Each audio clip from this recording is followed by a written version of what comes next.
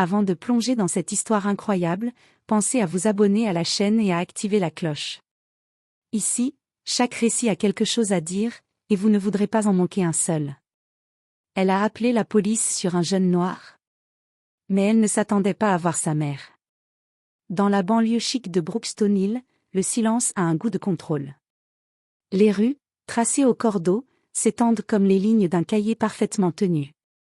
Les haies, sculptées à la minute près, dessinent des formes presque mathématiques, et les trottoirs brillent comme s'ils venaient d'être lavés à la main. Ici, même les oiseaux semblent voler en ligne droite. Il n'y a pas de place pour le hasard. Les maisons, toutes semblables, arborent fièrement leur façade crème ou bleu pâle, avec leurs portes d'entrée laquées, leurs rideaux discrets et leurs pelouses verdoyantes à l'américaine. C'est un quartier où les chiens ne courent pas librement, où les enfants jouent dans des limites bien tracées, et où l'étrangeté ou ce qui est perçu comme tel est un crime social en soi. C'est dans ce décor, presque trop parfait pour être vrai, que se tient Malik Johnson, 17 ans.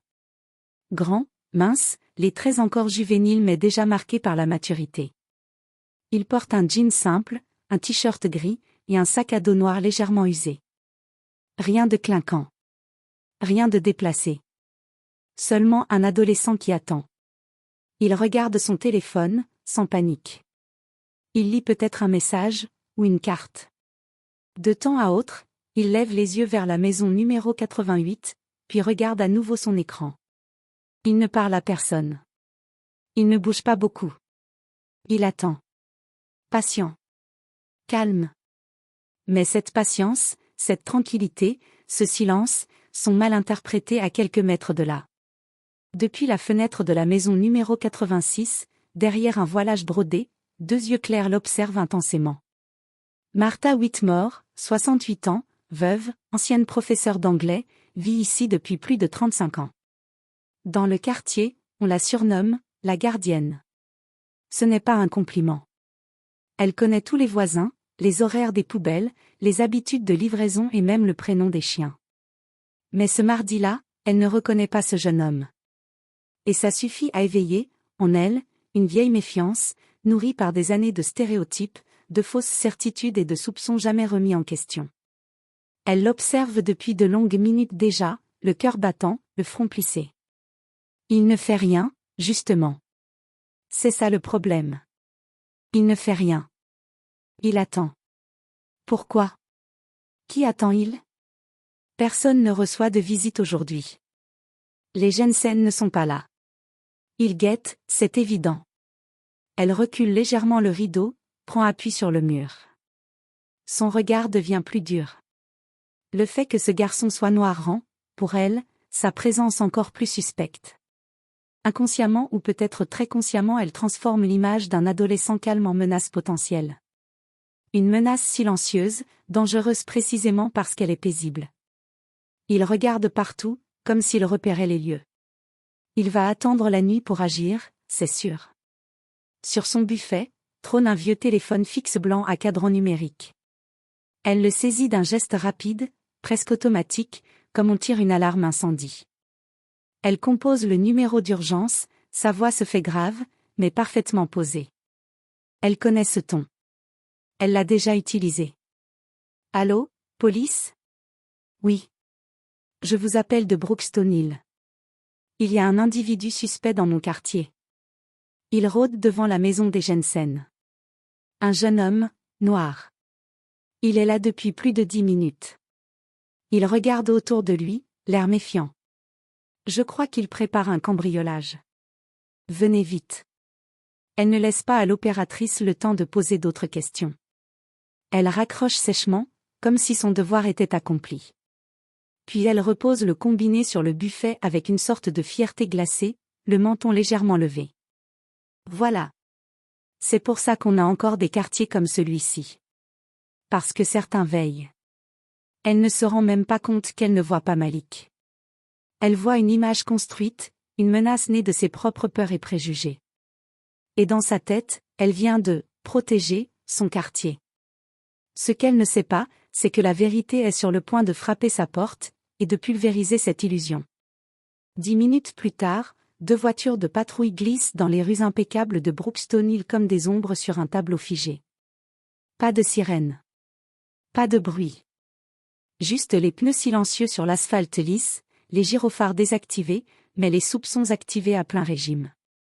Les habitants, derrière leur store ou leur rideau, remarquent immédiatement leur passage. Dans ce quartier, l'arrivée de la police est rare, et jamais anodine. Certains écartent discrètement un péane de tissu, d'autres retiennent leur souffle. Il y a toujours une histoire derrière une présence policière ici. Et aujourd'hui, elle est noire. Littéralement. Les deux agents, l'officier Anderson, la quarantaine, carré, calme, et l'agent Cooper, plus jeune, mal à l'aise dans ses bottes depuis quelques mois déjà, sortent de leur véhicule avec un mélange de neutralité professionnelle et de prudence intériorisée. Le code les guide, mais leur regard cherche encore à interpréter la scène. Devant la maison numéro 88, ils voient Malik. Droit. Seul. Les mains bien visibles. Il ne court pas. Il ne crie pas. Il n'essaie pas de fuir. Il regarde simplement son téléphone, puis relève lentement les yeux vers les policiers. Ses traits sont doux. Son regard franc. Il n'est pas surpris. Ce genre de scène, il sait que ça arrive. Et il savait, dans ce quartier, que cela arriverait. L'agent Anderson prend les devants. Sa voix se veut posée, sans accusation. « Bonjour jeune homme, tout va bien ?» Malik garde son calme. Il a été élevé dans le respect, mais aussi dans la lucidité. Il sait que chaque mot compte. Chaque geste peut être mal lu. Il parle lentement, avec un ton respectueux mais ferme. « Oui monsieur. J'attends juste ma mère. Elle est à l'agence immobilière. On vient visiter cette maison. » Anderson incline la tête. Il prend note du sac à dos, du ton, de l'attitude. Rien d'anormal. Rien qui justifierait une intervention. Mais la procédure veut qu'il vérifie. « Vous attendez ici seul ? » ?»« Oui. Elle m'a demandé de la retrouver ici. Elle ne va pas tarder. » L'agent Cooper s'approche doucement, scanner la rue du regard. Il remarque les volets à moitié ouverts chez certains voisins, les silhouettes cachées derrière les rideaux. Ce n'est pas juste une intervention, c'est un spectacle de quartier, et Malik est au centre de la scène. Et soudain, claquement net de bois contre béton, la porte du numéro 86 s'ouvre à la volée. Madame Whitmore surgit, théâtrale, le port altier, les lèvres serrées. Elle descend les marches de son perron d'un pas vif, presque militaire. Sa robe beige à fleurs et son cardigan bleu parfaitement ajusté contrastent avec la tension qu'elle dégage. « Voilà. Je vous l'avais dit », s'écrie-t-elle, triomphante. « Il n'a rien à faire ici. Vous voyez bien que ce n'est pas un enfant du quartier. » Anderson lève une main, comme pour calmer la situation. « Madame, nous sommes en train de parler avec lui. » Il coopère. Mais Martha Whitmore, galvanisée par l'attention, continue son monologue. Sa voix monte, portée par des années de préjugés soigneusement nourris et jamais remis en question. Ces gens n'ont rien à faire à Brookstone, lâche-t-elle, le visage enflammé. On sait comment ça commence.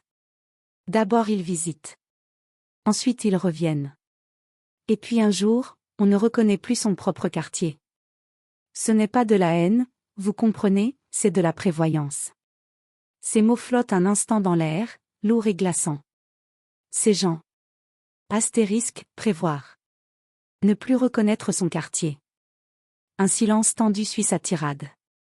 Même Anderson, pourtant habitué à toutes sortes d'interventions, reste un instant figé. L'agent Cooper, lui, baisse les yeux.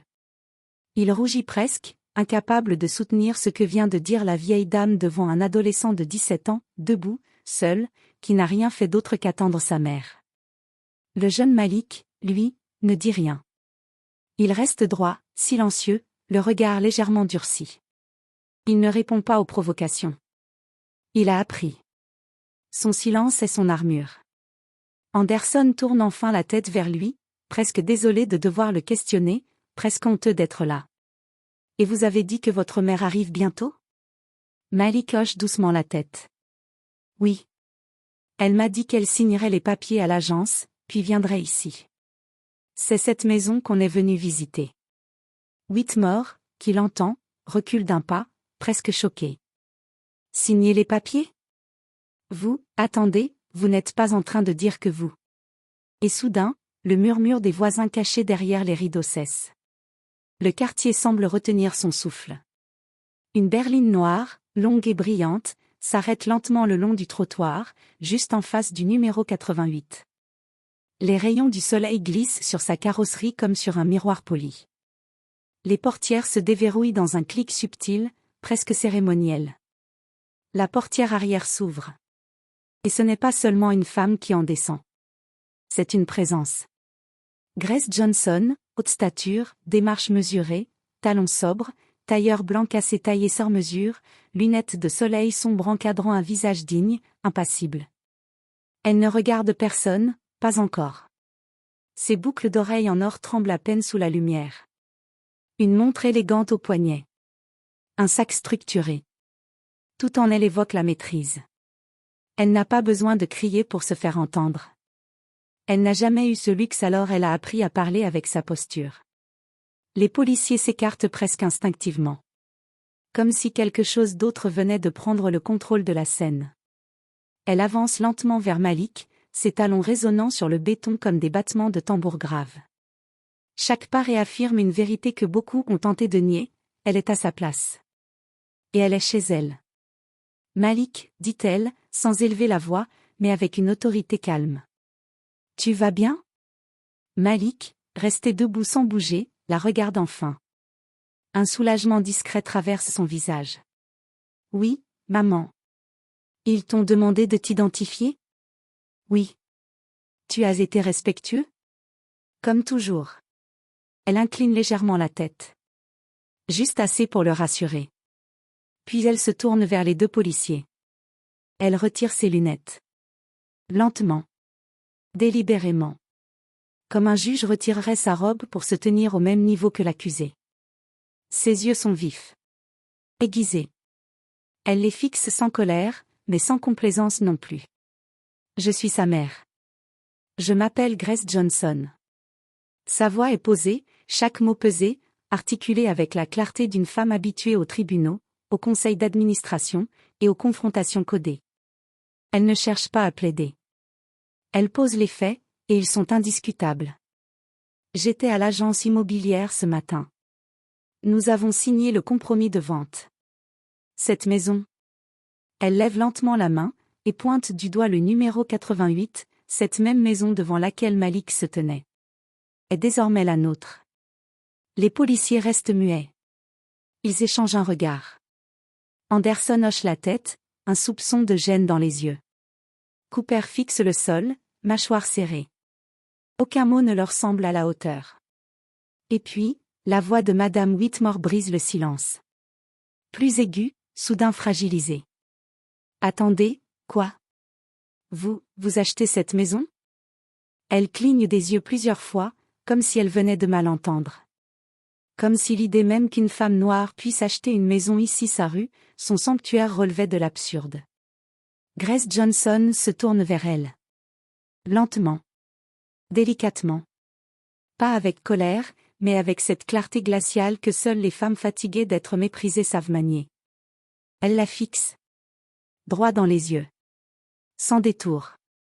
Ses lunettes pendent au bout de ses doigts, comme une balance de vérité suspendue entre deux mondes. Oui, madame. Nous achetons cette maison. Nous l'avons visitée la semaine dernière. Et ce matin, nous avons signé. Officiellement. Sans combine. Sans faveur. Sans excuse. Whitmore recule d'un pas. Elle ouvre la bouche. Puis la referme. La sueur perle à ses tempes malgré l'air frais. Grace s'avance d'un pas, mais garde une distance précise. Infranchissable. Puis, d'une voix plus calme encore, elle ajoute. Mon fils avait 10 minutes d'avance. Il vous dérangeait? Pas un cri. Pas un mot de plus. Juste cette question, lancée comme une lame douce. Une question qui pèse bien plus que n'importe quel discours. Un silence épais s'abat sur le trottoir. Plus dense qu'un orage, plus tranchant qu'un cri. Même le vent semble s'être arrêté, comme figé par la tension. Madame Whitmore, dont le visage jusque-là exprimait la certitude et la supériorité sociale, semble soudain réduite à une ombre d'elle-même. Sa bouche s'entr'ouvre, son regard vacille, et sa voix autrefois tranchante comme le verre n'est plus qu'un souffle incertain. Je croyais juste. Elle ne termine pas. Car Grace, toujours droite, toujours calme, la fixe. Ses yeux sont deux lames d'acier poli. Que quoi, Madame Whitmore? Un silence. Qu'un garçon noir ne pouvait pas appartenir à ce décor? La phrase résonne comme un verdict. Madame Whitmore baisse enfin les yeux. Pour la première fois. Non pas par respect. Mais parce qu'elle ne sait plus quoi dire. Parce que tout ce qu'elle croyait savoir sur l'ordre, sur la respectabilité, sur le bon voisinage, est en train de s'effondrer. Et ce n'est pas la colère qui la déstabilise. C'est la vérité nue. Elle tente de se raccrocher à quelque chose. Une excuse. Un échappatoire. Vous savez, j'ai vécu ici toute ma vie. Ce quartier a des standards, des règles non dites. Des traditions. Grace ne sourit pas. Elle ne hausse pas la voix. Elle avance d'un pas majestueuse. Lente. Et désormais, l'un de ses standards s'appelle Grace Johnson. Elle marque une pause. Avocate en droit civil. Diplômée de Harvard. Consultante pour des commissions de lutte contre les discriminations raciales. Et propriétaire légitime de la maison 88. Elle se tourne une seconde vers les agents, qui reculent presque imperceptiblement. Non pas par peur, mais par lucidité. Ils savent qu'ils ne sont plus les figures d'autorité ici. C'est entre ces deux femmes que tout se joue désormais. Et ils n'ont pas les épaules pour emporter le poids. Grace se tourne de nouveau vers Whitmore, qui semble avoir rétréci. Ses bras croisés sont devenus une barrière fragile, presque enfantine. Son regard fuit celui de Grace. Vous avez de la chance que je sois de bonne humeur aujourd'hui. La phrase tombe, lourde, précise. Ce n'est pas une menace. C'est une grâce. Whitmore tente encore, désespérément, de sauver la face. Je n'ai pas appelé par méchanceté. Murmure-t-elle, la voix tremblante. Grace hoche lentement la tête, comme une institutrice corrigeant une copie. Non. Pas par méchanceté. Elle s'approche encore, sans jamais franchir l'espace de respect. Vous avez appelé par habitude. Une habitude sourde, enracinée, confortable. Le genre d'habitude qui tue des gens lentement. Socialement. Silencieusement. Et vous savez quoi? Cette habitude? Elle marque un silence plus long, fixe Martha Whitmore droit dans les yeux. S'arrête aujourd'hui. Un souffle passe. Sec. Tranchant. Parce que la prochaine fois que vous jugez quelqu'un sur sa couleur, ce ne sera pas une conversation sur un trottoir. Ce sera devant un tribunal. Et vous risquez de m'avoir en face. En robe d'audience. Et je peux vous garantir que je suis moins douce dans un prétoire. Whitmore reste sans voix.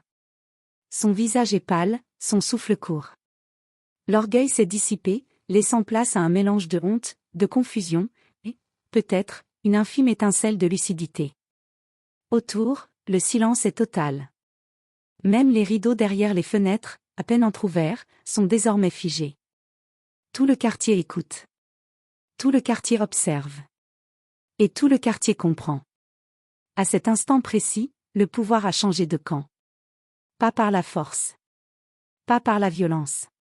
Par la simple et implacable vérité. Grace passe un bras autour de Malik. Viens, allons visiter notre nouvelle maison. Ils franchissent le portail du numéro 88. Ensemble. Calme. Digne. Le grincement du portail semble marquer une frontière invisible entre l'ancien et le nouveau. Les pas de Grace et Malik sur l'allée en pierre résonnent avec une solennité tranquille, comme s'ils gravaient un message dans le sol, nous sommes ici. Et nous y avons notre place. Sur le perron d'en face, Madame Whitmore reste figée. Les mains tremblantes autour de sa tasse de thé, qu'elle ne boit plus depuis longtemps. Son regard suit les silhouettes qui entrent dans cette maison qu'elle n'imaginait pas pour eux. Et pour la première fois depuis des années, elle ne ressent ni certitude, ni supériorité. Seulement un vide. Et un doute lancinant. Elle regarde autour d'elle. Les arbres sont les mêmes. Le ciel aussi. Mais quelque chose a changé. Et ce n'est pas Malik. Ni Grace. C'est elle. Ou plutôt, ce qu'elle pensait savoir. Les jours suivants, une atmosphère inhabituelle flotte sur Brookstone Hill. Certains voisins, d'abord prudents, s'arrêtent à distance. Un homme du numéro 86 apporte un bouquet de fleurs, maladroitement cueillies dans son jardin, et le tend à Grace avec un sourire incertain. Une mère passe avec sa fille à vélo, hésite, puis lance un timide. Bienvenue dans le quartier. Les enfants, eux, n'ont pas besoin de discours. Un ballon roule sur la pelouse. Malik le ramasse, le renvoie. Rire. Jeux improvisés. Il court, tombe, se relève. Son sourire éclate comme une victoire silencieuse. Dans la maison numéro 88, les cartons disparaissent peu à peu. Le salon se remplit de livres, de cadres, de plantes, de souvenirs et d'avenir. Une photo de famille trône sur la cheminée. La maison vibre. De musique. De conversation. De chaleur. Un samedi matin, le parfum d'un barbecue flotte dans l'air. Grace a invité quelques voisins. Des rires fusent. Les voix se croisent, et dans ce mélange, un nouveau Brookstone prend forme.